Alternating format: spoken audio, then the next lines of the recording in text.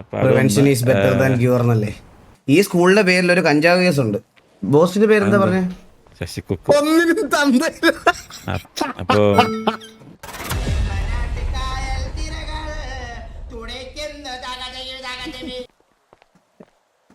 ആ, ആ, അത് അത് അല്ല ലാസ്റ്റത്തെ പമ്പ് ഓപ്ഷൻ എനിക്ക് തോന്നിയായിരുന്നു.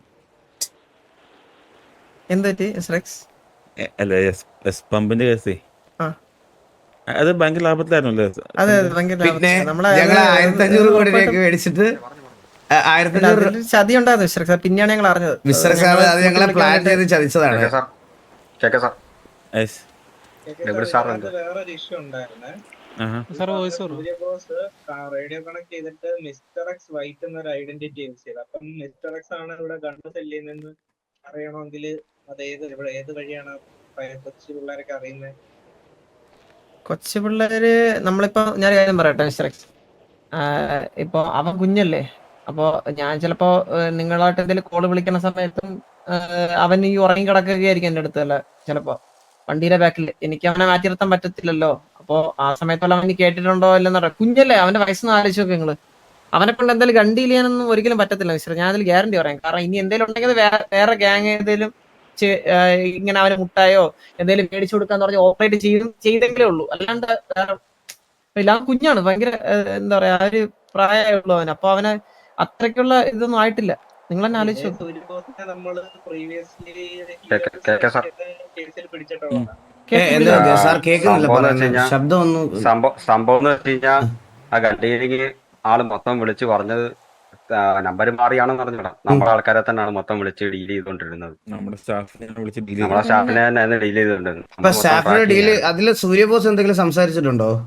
ആള് സൂര്യബോസ് എലി സംസാരിച്ചെന്ന് വിദ്യാലയത്തിലാണ് വെച്ചാല് നിൽക്കുന്നത്. ആ, അതെ എലി വിദ്യാലയത്തിലാണ് പറഞ്ഞ നിൽക്കുന്നത്. സൈഡിൽ നിന്ന് എലി എന്ന് പറഞ്ഞ ഒരാൾ സംസാരിച്ചായിരുന്നു സ്പീക്കർ ഇട്ട്. അത് കഴിഞ്ഞപ്പോഴാണ് ആള് പറഞ്ഞത് നാളത്തേക്ക് സ്റ്റോക്ക് ഇറക്കി ഈ തരാം. ഇപ്പൊ ഈ പേര് പറഞ്ഞ ഈ കുട്ടിക്ക് ഇതിൽ ഇൻവോൾവ്മെന്റ് ഉണ്ടെന്ന് എനിക്കൊരു പണ്ടേ ഒരു ഡൗട്ട് ഉണ്ടായിരുന്നു. കാരണം നിങ്ങൾ ശ്രദ്ധിച്ചാൽ മതി, ഇവിടെ ഇവിടെ ഇവിടെ നമ്മുടെ സിറ്റിയിൽ കുറച്ച് നാളായിട്ട് ആ സ്കൂളിൽ ശരിക്കും പറഞ്ഞാൽ പഠിപ്പീരും കാര്യങ്ങളൊന്നും നടക്കുന്നില്ല മിസ്റ്റർ എക്സെ. കാരണം ഞങ്ങൾ കഴിഞ്ഞ ദിവസം 2 പയ്യന്മാരെ ചേർക്കാൻ ചെന്നപ്പോൾ 2 മാസത്തെ ഫീസ് പറഞ്ഞത് 300 കോടി രൂപയാണ്. സാധാരണ നമ്മുടെ സ്കൂളുകളിലൊക്കെ സ്കൂളെന്നൊക്കെ പറഞ്ഞാൽ എന്താണ്, സമൂഹത്തിലെ ഒരു കൂട്ടം നല്ല ആൾക്കാരെ വാർത്തെടുക്കുന്ന ഒരു സ്ഥലം. അവിടെ അതിന്റെ മറവില് എന്തൊക്കെയാ ചെയ്തു കൂട്ടുന്നതെന്ന്. കാരണം ഓൾറെഡി മിസ്റ്റർ എക്സിന് അന്വേഷിച്ചാൽ മനസ്സിലാവും, ഈ സ്കൂളിന്റെ പേരിൽ ഒരു കഞ്ചാവ് കേസ് ഉണ്ട് കുറച്ച് നാളുകൾക്ക് മുമ്പ്. അതറിയാം. അറിയാം. അപ്പൊ അങ്ങനത്തെ ഒരു ഇല്ലീഗൽ ആക്ടിവിറ്റി നടക്കുന്ന ഒരു സ്ഥലമാണ് അവിടെ. ഈ എലി എന്ന് പറഞ്ഞ മുമ്പ് എന്താ പേര്, എലി അല്ലേ, എലി എന്ന് പേര് പറഞ്ഞു. ഈ കുട്ടി ഈയുടെ ഓണർഷിപ്പിലുള്ള സ്കൂളാണ്. അതുപോലെ ചന്ദ്രൻ, നമുക്ക് വേറെ സ്കൂൾ ഇല്ലാത്തത് കൊണ്ട് ചന്ദ്രൻ എൻ്റെ മോനെ നമ്മൾ അവിടെയാണ് പഠിപ്പിക്കുന്നത്. നിവൃത്തിയില്ലാതെ അവിടെ പഠിപ്പിക്കുകയാണ്. നിവൃത്തിയില്ലാതെ അവിടെ പഠിപ്പിക്കുക. അപ്പൊ അങ്ങനെ ഇൻഫ്ലുവൻസ്ഡ് ആയി ഇനി ആ വഴി വന്നതാണോ എന്നുകൂടി അന്വേഷിക്കേണ്ടി വരും. ആളുടെ ബോസിന്റെ പേരും പറഞ്ഞായിരുന്നു നമ്മളോട്. ബോസിന്റെ പേരെന്താ പറഞ്ഞേ? One mister Rambo. റാംബോ. അതെ, ആളുടെ ഡീറ്റെയിൽസ് ഒക്കെ നമുക്ക് ചെറുതായിട്ട് കിട്ടി തുടങ്ങിയിട്ടുണ്ട്. നമ്മളത് അല്ല, ഞാനൊരു കാര്യം ഉറപ്പ് പറയാം. അവന് ഇതില് ഒരു പങ്കുണ്ടെങ്കിൽ ഞാനത് എന്താന്ന് വെച്ചാൽ അന്വേഷിച്ചിട്ട് അതിന്റെ പുറകെ ആരാ ഉള്ളതെന്ന് നോക്കിയിട്ട് കറക്റ്റ് ആയിട്ട് നാളെ തന്നെ അല്ല ചന്ദ്ര, അതെന്താ അറിയാം, സിറ്റിയില് പരക്കെ സംസാരം ഉണ്ട്. എന്താണ് സൂര്യബോസ് കണ്ണ് കച്ചവടം ഉണ്ടെന്നും പല ഞാൻ അറിഞ്ഞില്ലല്ലോ. നിങ്ങളും നേരത്തെ പിടിച്ചെന്ന് പറഞ്ഞില്ല, അന്നേരം എന്റെ അടുത്ത് പറഞ്ഞില്ല നിങ്ങൾ. അപ്പൊ ഞാനിത് ആദ്യമായിട്ട് അറിയാം. ഒന്ന് ഇവനെ ആ സമയത്ത് ഒന്ന് ഇൻഫോം ചെയ്തിരുന്നെങ്കിൽ ഞങ്ങൾ അന്നേരം തന്നെ എന്തെങ്കിലും നമുക്കറിയാവുന്ന ഡീറ്റെയിൽസ് എന്തെങ്കിലും എടുത്തു തരാറുണ്ട്. അതിനുശേഷം പിന്നെ പുള്ളിയുടെ ഫോൺ സ്വിച്ച് ഓഫ് ആയിരുന്നു. നമ്മൾ കൺഫർമേഷൻ വേണ്ടിയിട്ട് പി ഡിയിൽ നമ്പർ കൊടുത്തപ്പോഴാണ് പി ഡി കാര്യം പറഞ്ഞത്, കൺഫേം ആക്കി പറഞ്ഞത് സൂര്യബോസിന്റെ നമ്പറാന്നുള്ളത്. ഞാൻ എന്തായാലും നാളത്തെ സ്കൂളിൽ നിന്ന് ഇറങ്ങുമ്പോൾ തൊട്ട് അവനെ ഫോളോ ചെയ്ത് എന്താ ചെയ്യണമെന്ന് നോക്കിയിട്ട് കറക്റ്റ് ആയിട്ട് നാളെ തന്നെ ഇൻഫർമേഷൻ പാസ് ചെയ്യാം നിങ്ങളെ. കാര്യം ഈ നമ്പർ കണ്ടപ്പോഴേ പീഡിക്കാർ ആദ്യം പറഞ്ഞ സൂര്യബോസ് ഓക്കെ. അപ്പൊ എന്താന്ന് വെച്ചപ്പോഴാണ് പറഞ്ഞത് ഓൾറെഡി കുറെ കേസ് ഉണ്ട് എന്നുള്ള കാര്യം പറയുന്നത്. അതായത് കൊച്ചിനെ പോലും ഇത്രയും കേസ് വരണമെന്നുണ്ടെങ്കിൽ വളർത്തു ദോഷമാണോ? ഇല്ല ഞാൻ നന്നായിട്ട് അവിടെ തന്നെ. ഞാൻ മാത്രമല്ല, ഇല്ല ചന്ദ്ര, അതെനിക്ക് പറയണേ പ്ലീസ്, എനിക്കത് പറയാം മിസ്റ്റർ എക്സ്. അത് ഞാൻ പറഞ്ഞു കഴിഞ്ഞാൽ അത് ശരിക്കും ചന്ദ്രന്റെ മോനല്ല. അതാണ് അതൊരു അനാഥനായ കുട്ടിയാണ് മിസ്റ്റർ എക്സെ. ഒന്നാലോചിച്ച് നോക്കിയേ, ഇവൻ മലയാളി, ഞാൻ മലയാളി. അല്ല, എൻ്റെ ലാംഗ്വേജിന് അതിന് പ്രസക്തി ഇല്ല. എന്നാലും ഞാൻ പറഞ്ഞ നമ്മളെല്ലാം മലയാളത്തിൽ മാത്രം സംസാരിച്ചുകൊണ്ടിരിക്കുന്ന ഒരാളാണ്. സൂര്യബോസിനോട് സംസാരിച്ചിട്ടുണ്ടായെങ്കിൽ മനസ്സിലാവും, അവൻ തമിഴാണ് സംസാരിക്കണേ. അതെ അതെ അതെ. ചന്ദ്രൻ്റെ വൈഫും അലീന, അതും മലയാളിയാണ്. അപ്പൊ എല്ലാവർക്കും ഒന്ന് ആലോചിച്ച് തന്നെ മനസ്സിലാവും, അത് ഒരിക്കലും ചന്ദ്രന്റെ ഒരു മോനല്ല. അത് അവന്റെ അച്ഛനും അമ്മയും എല്ലാം ശരിക്കും തമിഴ്നാട് ബേസിസിലുള്ള ആൾക്കാരാ. അപ്പോൾ അവനെ ശരിക്കും ചന്ദ്രന് കിട്ടിയതാണ്. ചന്ദ്രന് അത് പക്ഷെ അവൻ അതിന്റെ ഒരു കുറവും അറിയിക്കാതെ മിസ്റ്റർ എക്സ് പറഞ്ഞതുപോലെ അവന് കുറച്ച് എക്സ്ട്രാ കെയർ കൊടുത്തിട്ടുണ്ട്. പിന്നെ അതുമാത്രമല്ല, അവന് കുറച്ച് ഫ്രീഡം, അങ്ങനെ കുറച്ച് ചന്ദ്രൻ അത് അവനെ ഒരു രീതിയിൽ ഹേർട്ട് ചെയ്യില്ലെന്നുള്ള രീതിയിൽ അത്രയും ഇതായിട്ട് കെയർ ചെയ്ത് വളർത്തിക്കൊണ്ട് വന്നൊരു മോനാണ് അത്. അപ്പോൾ അവനെ പറ്റി പെട്ടെന്ന് അങ്ങനെ കേൾക്കുമ്പോൾ അവനത് അക്സെപ്റ്റ് ചെയ്യാനും കേൾക്കാനും ഒക്കെ ഒരു ബുദ്ധിമുട്ടുണ്ട്. കാരണം അവന് അത്രയും സ്വാതന്ത്ര്യം കൊടുത്തിട്ടുണ്ട്. അവനിങ്ങനെ അപ്പാന്ന് വിളിക്കുമ്പോൾ അവൻ ചന്ദ്രനെ അപ്പാന്നും എന്നെ പെരിയപ്പാന്നാണ് വിളിക്കുന്നത്. പിന്നെ നമുക്ക് ഇത് കൊച്ചുകുട്ടിയല്ലേ മിസ്റ്റർ എക്സേ, ഞങ്ങളും അനാഥരാണ്. ഞങ്ങൾ രണ്ടുപേരും അനാഥാലയത്തിൽ വളർന്നവരാണ്. നമുക്കറിയാം അച്ഛൻ്റെ അമ്മയുടെ സ്ഥാനത്തിന്റെ വില എന്താണെന്ന്. അപ്പോ അത് ഞാൻ ആക്ച്വലി ചന്ദ്രനെ വിളിച്ച് പറയാത്തതിന് കാരണം അതായിരുന്നു. വാസുവിനെ വിളിച്ച് സംസാരിക്കാൻ വേണ്ടിയിരുന്നു. പക്ഷെ ഇപ്പൊ വന്ന സ്ഥിതിക്ക് ഞങ്ങൾ കുറച്ച് എക്സ്ട്രാ പാമ്പർ ചെയ്ത് വളർത്തിയതിന്റെ കുറച്ച് വളർത്തുദോഷ മിസ്റ്റേക്കുകളൊക്കെ ഉണ്ട് മിസ്റ്റർ എക്സേ. അത് ആ സമയത്ത് പാമ്പർ ഇല്ലായിരുന്നു, ആ സമയത്ത് അതിനെ അതിന്റെ ആയിട്ടുള്ള കാണിക്കുന്നുണ്ടോ? അത് പക്ഷെ പ്രശ്നമാവും. എന്ന് വെച്ചാൽ ഇപ്പോ ഇവൻ ഈ ബിസിനസ് അല്ല, ഇവർക്ക്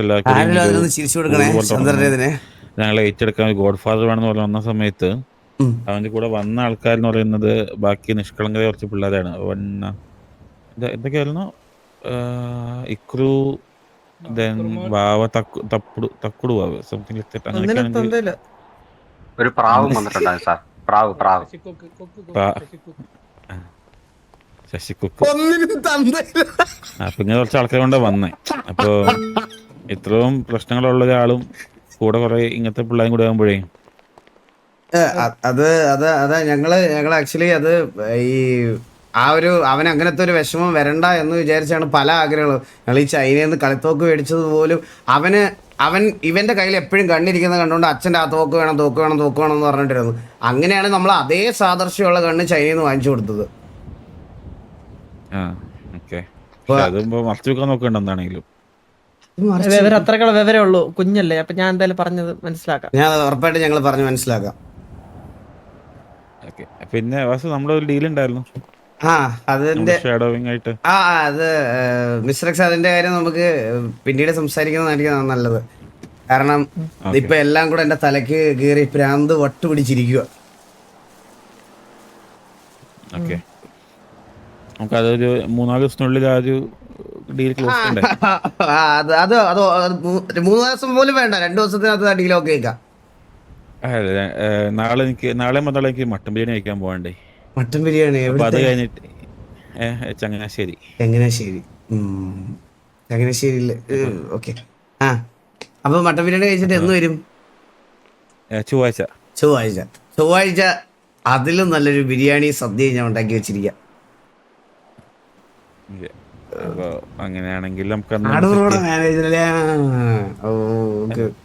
മട്ടൻ ബിരിയാണി കഴിക്കാൻ ഞാൻ മിക്കവാറും ഞാൻ വരാം. എന്തായാലും നോക്കട്ടെ, റിവ്യൂ ഒന്ന് പറയണം കേട്ടാ. അതിനനുസരിച്ച് വന്ന് കഴിക്കാന്ന് വിചാരിച്ചു. നാളെ തന്നെ അപ്ഡേറ്റ് ചെയ്തേക്കാം. ഓക്കെ.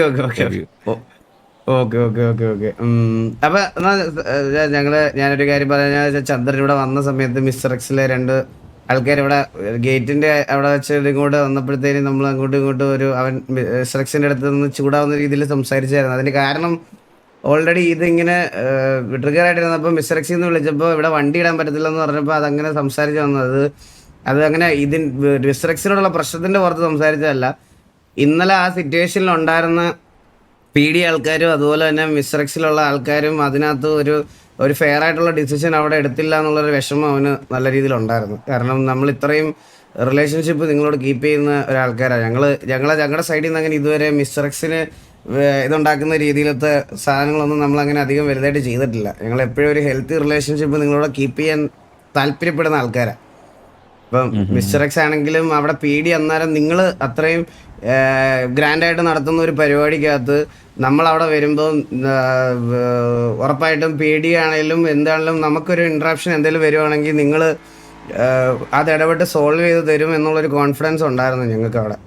അത് ചന്ദ്രന് നല്ലതുപോലെ ഉണ്ടായിരുന്നു. അപ്പോൾ അവനത് കിട്ടാത്തതിൻ്റെ ഒരു വിഷമം നല്ല രീതിയിലുണ്ട്.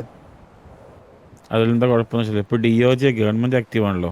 DOJ ആൻഡ് BOC ഒക്കെ വന്നിട്ടുണ്ട്, ബ്യൂറോ.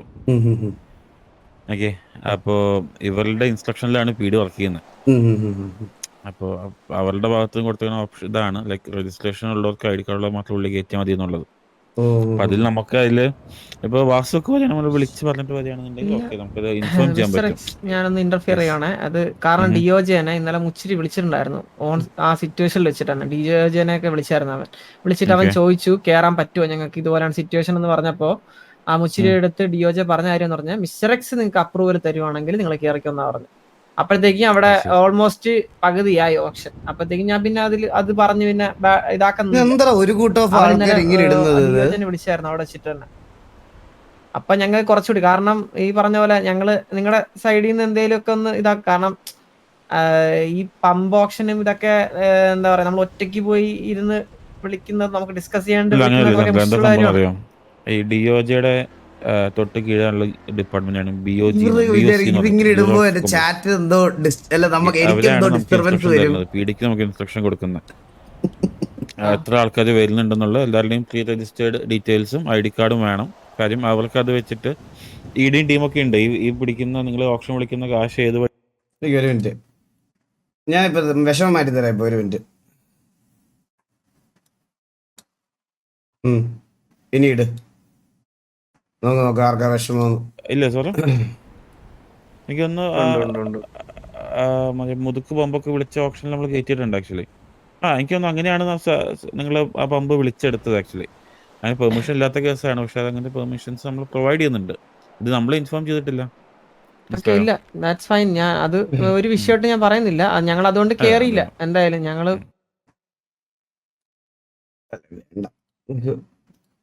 നമുക്ക് അല്ലാത്തവരെ കൂടെ എന്തിനാ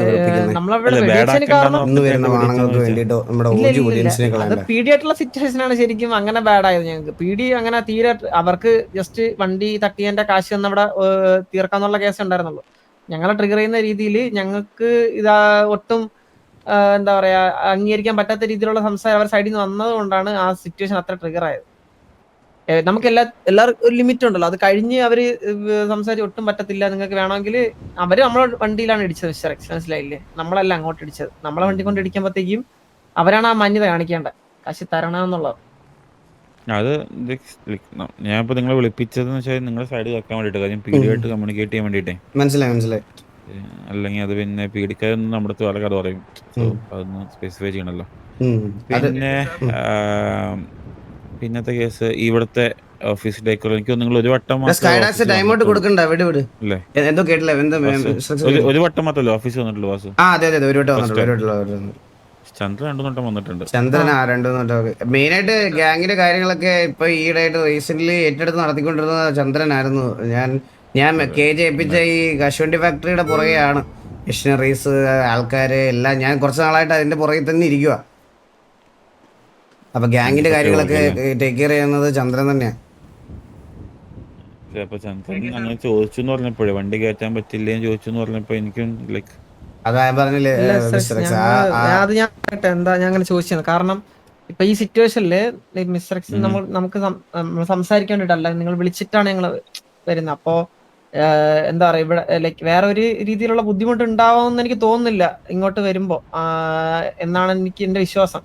അതുകൊണ്ട് എനിക്ക് ചോദിക്കേണ്ടി വന്നു അവരുടെ അടുത്ത് എന്തെങ്കിലും ഇഷ്യൂ ഉണ്ടോ എന്ന്. എന്തെങ്കിലും ബാഡ് ആയിട്ടുണ്ടെങ്കിൽ ഞാൻ പറയാം, വേറെ ഒന്നും.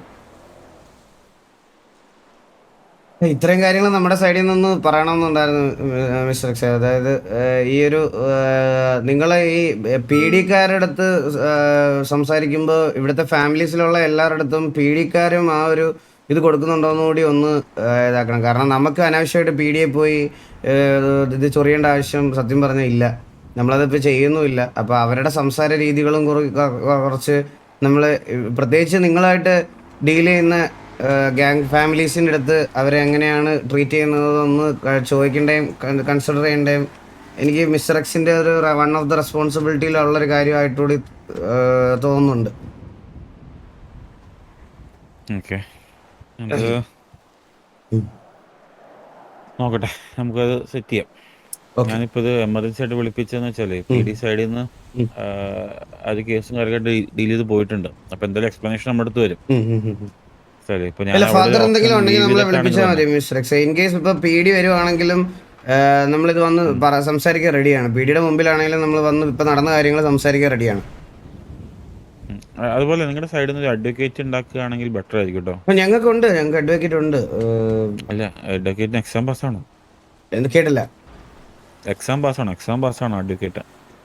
ഞാൻ പാസ്സായ അഡ്വക്കേറ്റ് ആണ്. പുള്ളി MBBS അല്ല, അയ്യോ LLB. MBBS അതല്ല, നമ്മുടെ സിറ്റിയുടെ DOJ-യുടെ എക്സാംസ് ഉണ്ട്. അത് പാസ്സായാലേ കേറ്റുള്ളൂ കോടതിയില്ല. ആണല്ലേ? എന്തായാലും ആവശ്യത്തിന് കൂടുതൽ കേസസ് ഉണ്ടാക്കി വെക്കുന്നുണ്ടല്ലോ. ഓ, അപ്പൊ പിന്നെ ഒരാളുള്ളതെന്നല്ല, മാത്രല്ല നിങ്ങൾക്ക് വരുമാനം ഉണ്ടാവും. ഓ, അത് ശരി. കഴിവുള്ള ആളാണെങ്കിൽ ബാക്കിയുള്ളവർ വിളിക്കും. അത് ശരിയാ. അപ്പൊ ഒരാളെ എടുത്ത് നമ്മൾ എന്തായാലും എത്ര പെട്ടെന്ന് ഒരു വക്കീലിനെ എന്തായാലും സെറ്റ് ചെയ്യാം. പണ്ടാരെ എവിടെ പറഞ്ഞ പോലെ പണി വരെ ഉണ്ടാവാച്ചാ. അതെ, അത് ശരിയാ. അപ്പൊ prevention is better than cure എന്നല്ലേ? അതെ, മിക്കവാറും ഒരു പ്രിവെൻഷൻ ആവശ്യം വരും. അതെ. നമ്മളത് ഡീൽ ചെയ്തോ. അപ്പൊ മിസ്റ്റർ ഞങ്ങളെന്നാ പൊക്കോട്ടെ. വേറെ എന്തെങ്കിലും ഉണ്ടോ? ഇല്ല, നിങ്ങൾ ലീവ് ഇതൊന്ന് പറഞ്ഞേക്കണം. പിന്നെ നമുക്ക് ചൊവ്വാഴ്ച കാണണം. ഉറപ്പായിട്ട് കാണാം. Okay, thank you mister X.